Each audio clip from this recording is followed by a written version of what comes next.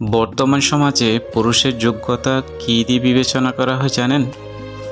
এক হচ্ছে যে কি টাকা, দুই হচ্ছে যে কি ক্ষমতা। যে পুরুষের কাছে এই টাকা এবং ক্ষমতা রয়েছে সেই সফল পুরুষ, সেই যোগ্য পুরুষ। আর সেই কারণে সামাজিক বেদিগুলো দিন দিন ভয়ঙ্কর রূপে আকার ধারণ করতেছে। আর সেই জায়গায় সমাজের বিবেকবান মানুষগুলো বিক্রি করে দিচ্ছে তাদের বিবেক টাকা এবং ক্ষমতার কাছে।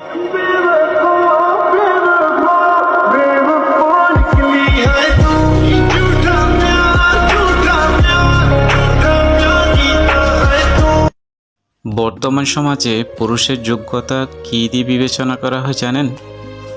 এক হচ্ছে যে কি টাকা, দুই হচ্ছে যে কি ক্ষমতা। যে পুরুষের কাছে এই টাকা এবং ক্ষমতা রয়েছে সেই সফল পুরুষ, সেই যোগ্য পুরুষ। আর সেই কারণে সামাজিক